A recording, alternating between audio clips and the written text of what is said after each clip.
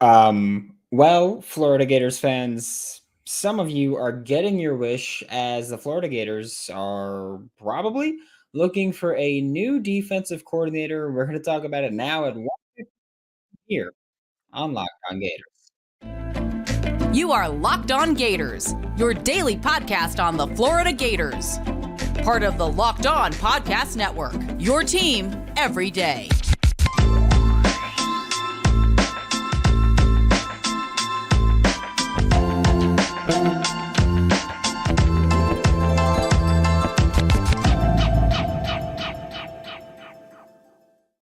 Hi. I don't even know what to say really, other than yeah, hey, welcome back to another episode of Locked On Gators, part of the Locked On Podcast Network, your team every day. Thanks for making Locked On Gators your first listen of the day every day, a little bit daily and free right release the podcast. Happy Wednesday, I guess. I'm recording this. Obviously, it's like late Tuesday night. It's 1:18 in the morning on Wednesday.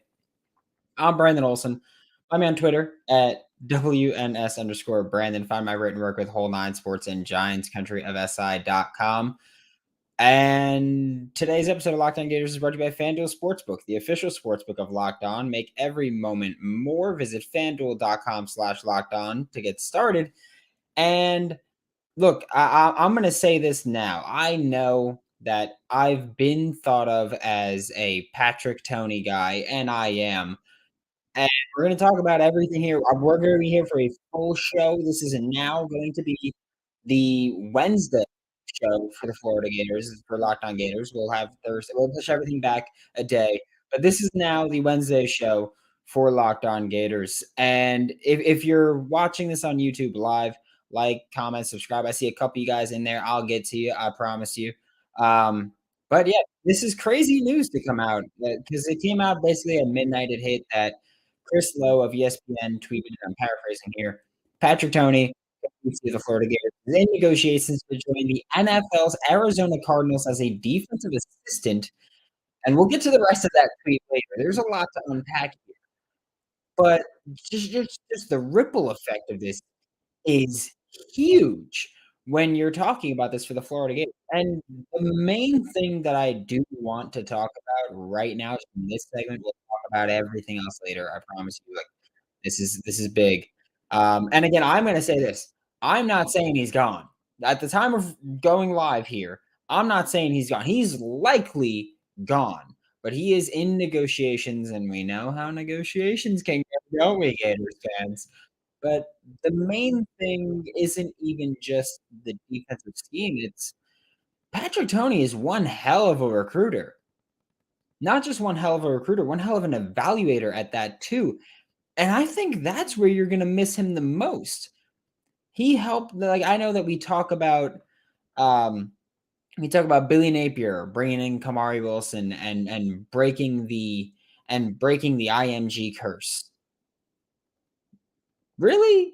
I mean, yeah, Billy Napier played a part in it, but Kamari Wilson's a safety out of IMG, and Patrick Toney is the co-defensive coordinator that is the defensive play caller and is the safeties coach. You're talking about Miguel Mitchell, Shamar James. There's been so many players since Billy Napier and Patrick Toney arrived in Gainesville that come to Gainesville, whether they end up committing to Florida or not, when they're talking about their recruiting visits and when they're talking about their their recruiting pitches that they've received. So much of it has been Patrick Toney showed me this whole game plan that he had laid out for me. He showed me exactly how he wants to use me, the development that he wants to take with me, the approaches he wants to take with me there. And that's been, I think, that's a huge selling point for Shamar James. Shamar James was committed to the Gators, decommitted, and then came back with this new coaching staff. And part of it was because of his usage. All of the young, talented defensive backs that are in Gainesville, going to Gainesville, or have been in Gainesville, all of them were here under the guise of Patrick Toney. And I'm not going to be the type to go, oh, the sky's falling. You might see two, maybe pull out after the spring ball and the second session opens. You might see that happen because, again, if I'm a player Yes, I'm committing to the university, but I'm committing to the coaching staff to get me to the NFL, so that's a big thing. Um, and I think that that can't be talked about enough. I know 2022 sucked if you're a Florida Gator fan, the defense was bad, it was inconsistent, there were so many issues that so many of us had, and I'm not, I'm not just glossing over any of it. Yes, Patrick Toney had he took his lumps in 2022, we'll say. But this is big, and I don't wanna just overlook that here. Does this change the Florida Gators scheme? Regardless of whether or not you like Patrick Toney, there is no doubt that the Florida Gators have one of the more modern and creative defensive schemes in college football. Stephen Blackwell, he said, "Sup, Brandon, for real, how you feel about this?" I'm sad. I have no problem admitting that. Again, I am very open that I'm a Patrick Toney guy. I have no problem admitting that. I am a huge fan of what Patrick Toney brings to the table. I'm very bought in on the process. So PT, yeah, it sucks for me. I think it genuinely just sucks. Jay from Ireland, you're up hating at like 7 in the morning for you. I'm up defending at 1:23 in the morning for me. No more 3rd and Tony. Best of luck, Patrick. You're gonna do great at Arizona. I will say I'm gonna take a second to just talk about this. This is an awesome hire if you're Arizona. Let's say you hire Patrick Toney as your safety coach or whatever it is. He is already so in tune with that defense because I've consistently compared Patrick Toney's defense to Jonathan Gannon's defense when Jonathan Gannon was the defensive coordinator of the Philadelphia Eagles, and then now he's with the Arizona Cardinals. So they're a perfect fit there. So it's a great fit. I'm just sad about it because I do like Patrick Toney. Hawk likes Patrick Toney. Eddie Sewell and D-Jack think we need Charlie Strong. Um, I did an episode about that, last Tuesday, I wanna say. Long story short, no, I don't want Charlie Strong, and I don't think Charlie Strong will be a Florida Gator again. I don't think he's coming back. So I want you to just get that out of your system because 'cause I'm sorry to say it's probably not happening. Um, basketball Hawk, you asking me about basketball right now. Love you, but come on, man. Can't talk about basketball right now. It also sucks. So thanks. Now I'm even more sad. But we're about to talk about the second part of that tweet where Chris Lowe named the defensive coordinator that he wants to replace, or that Billy Napier is trying to add in to replace Patrick Toney. But first, today's episode of Locked On Gators, tonight's episode, this time's episode of Locked On Gators, whatever it might be, the midway point. FanDuel Sportsbook brought it to you. The midway point of the NBA season's here. All-Star break is wrapping up tomorrow. Unless you're on the West Coast, then it's Thursday. But right now, again, it's 1:25 a.m. Eastern time. So there's that. But now's the perfect time to download FanDuel, America's #1 sportsbook. It's safe, secure, super easy to use, and new customers get a no sweat first bet up to $1,000. You can bet on the money line, you can bet on points scored, you can bet on threes made, you can bet on assists, which I love doing. Big team basketball guy here. So don't miss your chance to get your no sweat first bet up to $1,000 in bonus bets when you go to fanduel.com/locked on. It's fanduel.com/locked on. Thanks again to all of you that are tuned in right now, whether you're listening live or listening after this episode comes out. Um, but thank you for tuning in because again, it's 1:26 in the morning right now, so it's kind of really late here. And I'm repeating the time so you know that I'm pissed about this. But Chris Lowe of ESPN was the one that broke this news, broke the story, and rightfully so. And now he also reported that Billy Napier and the Florida Gators are targeting Alabama inside linebackers coach Austin Armstrong to replace Patrick Toney. We'll say Alabama inside linebackers coach loosely because he just got hired to do that, which is kind of similar to Lance Guidry going from Marshall to Tulane to being Miami's defensive coordinator, where now Austin Armstrong going from Southern Miss to Alabama Gainesville, again, this is all if it happens, we're talking hypothetically, if Patrick Toney does leave, and if Billy Napier hires Austin Armstrong to replace Patrick Toney as a defensive coordinator, that's what we're talking about. We're talking about those ifs here. So this is hypothetical, but let's indulge this. I think maybe the biggest thing is where that connection comes from, because Billy Napier brought Patrick Toney over from Louisiana because they worked together at Louisiana. Billy Napier, if he brings Austin Armstrong over, will be adding Austin Armstrong from Louisiana because they know each other from Louisiana. Austin Armstrong was under Billy Napier at Louisiana during both the 2018 season as a GA, a graduate assistant, and during 2020 as the inside linebackers coach. In that 2019 gap, Austin Armstrong was a quality control coach under Kirby Smart at Georgia, which hate that, but hey, that's a hell of a staff. So I'm cool with it. And then in 2021 and 2022, Austin Armstrong was not with Billy Napier or Patrick Toney because Austin Armstrong was too busy being the youngest defensive coordinator in FBS football because he was the defensive coordinator for Southern Miss. In 2021, that defense, Southern Miss, Golden Eagles, 80th best defense in the country. Not great, Bob. No. 2022, 45th best. Massive climb. We saw that same kind of climb at Louisiana with Patrick Toney, where they were really bad, then got better, then became really good. That's not surprising to see.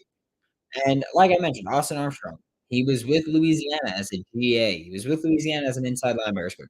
When he was the GA, or when he was a GA at Louisiana, Ron Roberts was the defensive coordinator for Louisiana, which means Patrick Toney wasn't even the DC yet. But Austin Armstrong, a Ron Roberts disciple. Then in 2019, Georgia, Dan Lanning.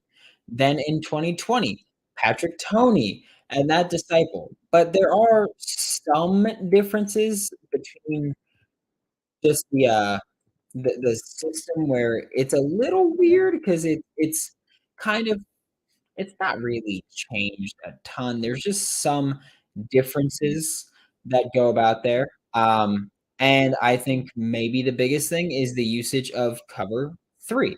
Marco, he's absolutely a legitimate defensive coordinator who worked under Kirby Smart. Absolutely legit. If Austin Armstrong is the hire, I'm gonna be a huge fan.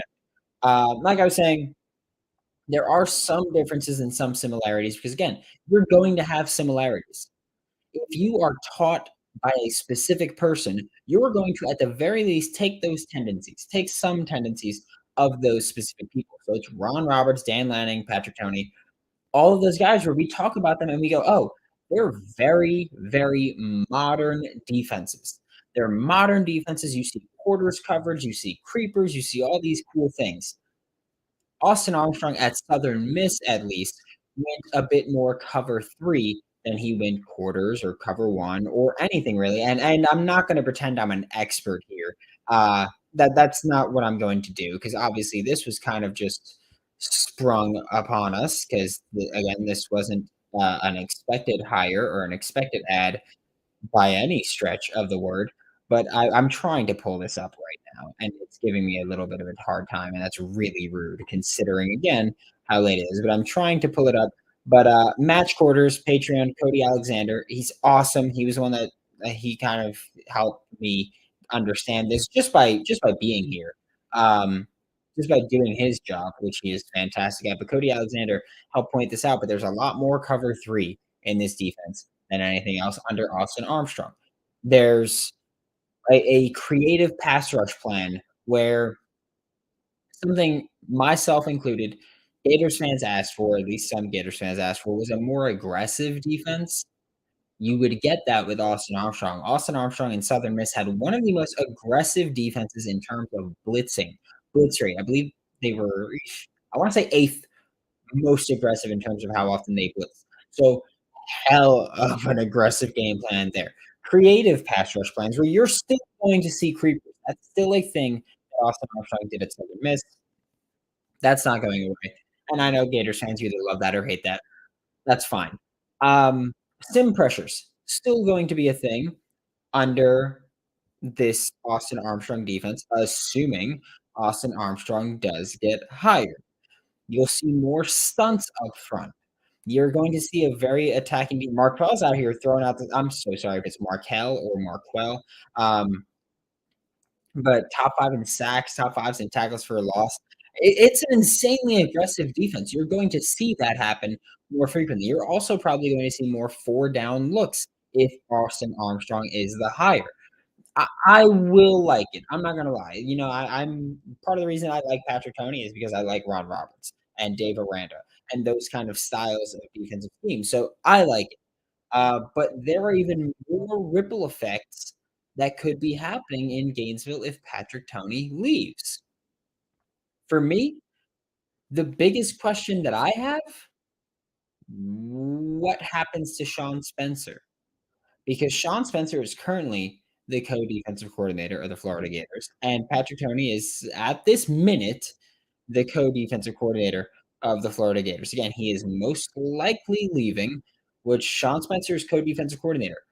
Austin Armstrong, do you come in as a co-defensive coordinator, or does Billy Napier somehow convince Sean Spencer to drop the co-defensive coordinator title and just be the defensive line coach, which I don't think happens. I think you will have to bring in a co-defensive coordinator in Austin Armstrong if he's the hire.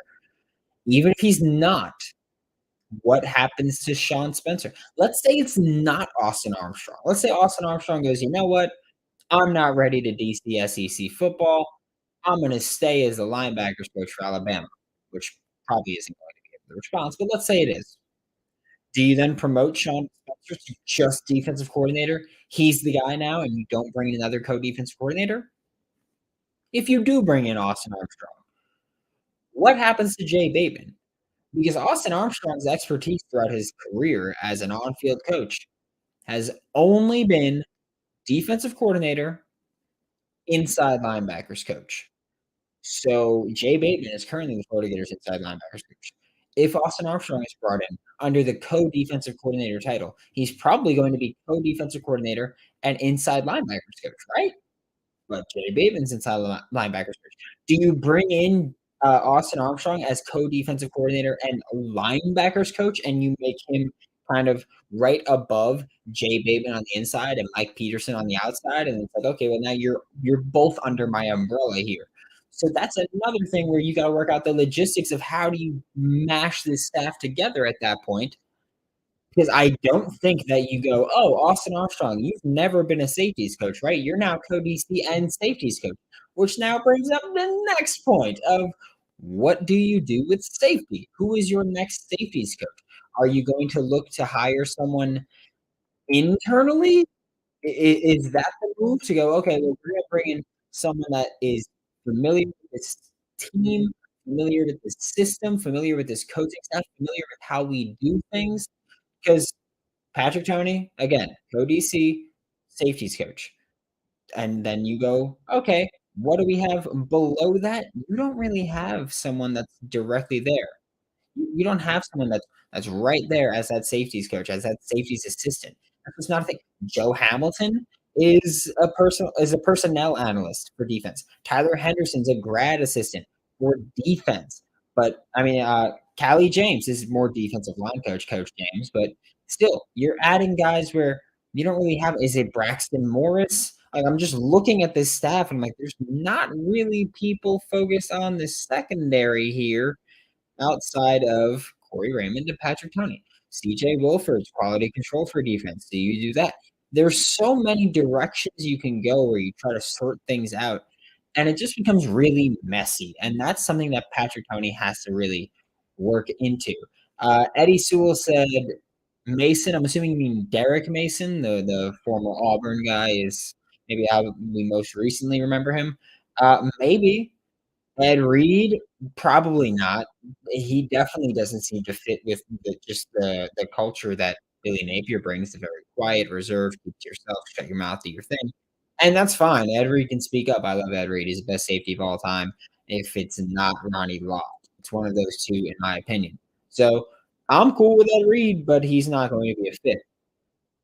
And let's say, again, let's keep going with this hypothetical of if Austin Armstrong is brought in to be co-defensive coordinator and inside linebackers coach, and you say, "Hey, sorry, Jay Bateman, but we have our guy, and we need to justify he can't just be a co-DC. That can't just be your title, right? You have to be co-DC and some kind of position coach. So, sorry, we need to clear up inside linebackers coach. We'll wipe our hands with you." Does that help Miles Graham and Adarius Hayes being committed for 2024? Does it hurt them? Because look, Jay Bateman helped recruit both of those guys as the main guy because they're both off-ball linebackers. Does this now become, well, I don't wanna play with these guys. I committed for Patrick Toney and Jay Bateman, and now neither of them are there? Or does it become Miles Graham, we've talked about as he is a great interior pass rusher as an off-ball linebacker. John Garcia was here last week talking about that with Miles Graham, saying, "Hey, he can blitz like crazy. He's great shooting the gap there." Maybe Miles Graham looks at Austin Armstrong and goes, "Oh, I'm kind of a pretty sick fit here." Maybe a Darius Hayes looks at it and goes, "Hey, people mark me as an edge. I'm fine being a pass rushing interior linebacker. Like that's cool with me if that's something that you ask me to do." And there's so many levels to this where again, Patrick Toney is not officially gone yet, but likely will be gone. If he does go, there's so many things that really come out of it where you go, what happens to Sean Spencer? Okay, Dare, you said maybe he could be safeties coach and co-defensive coordinator. Is that something that you're comfortable with? Because I know I'm not really comfortable with going, "Hey, guy who's never taught safeties, you're now co-DC and safeties coach." I don't know, that's just me. I realize that's something where people can go, "Oh, like, he's, he's one of the youngest defensive coordinators or the youngest defensive coordinator in the FBS over the past 2 years. Who cares? Take the swing." Which is a fair justification and a fair reason. You can bring that up totally, and that's a valid point. It's just not one that I'm very comfortable with. I prefer to have someone who has experience coaching that position. But again, that's another thing where, hey, when Napier hired Austin Armstrong as inside linebackers coach in 2020, he didn't have experience as an inside linebackers coach. You can't get experience without getting experience. So, maybe that's another angle to look at with this coaching staff and what could possibly come from it.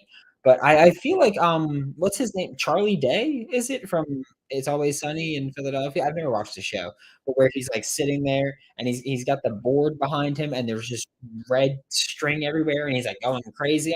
I feel like I'm doing that with what could happen from this change.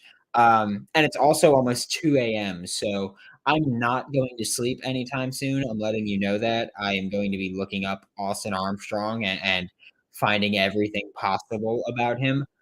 But thank you so much for making Locked On Gators your first listen of the day every day, or maybe your last listen of the day today, since again it's almost 2 a.m. We'll be back later. It's just, I said that I was going to make this the Wednesday show. You're getting 2 full episodes this Wednesday. That's what you're getting. So we'll be back in a couple of hours if you're watching this live. We'll be back at 8 a.m. Because you're still getting that, and that's something that you are getting, and you're going to continue getting. But it's all I recorded it before getting ready for bed, so I'm not going to acknowledge Patrick Toney, or Patrick Toney's departure. But we'll be back, and I am so excited for just everything happening in Gainesville. There's news, there's excitement. We're gonna see what goes on with it, but as always, I'm gonna be incredibly excited for it, and I'm gonna give them the benefit of the doubt because they get paid a hell of a lot more than I do to do their job. So for Locked On Gators, I'm Brandon Olson. Don't forget to follow me on Twitter at WNS_Brandon. Like, subscribe, comment, review. There's a link to the Locked On Gators Discord server is in the description below of this video. It's also in the description if you're listening to the audio style. Find my written work with Whole Nine Sports and Giants Country of SI.com. And I love you all, and I will see you all. Honestly, when I see you, that's all I can say about that.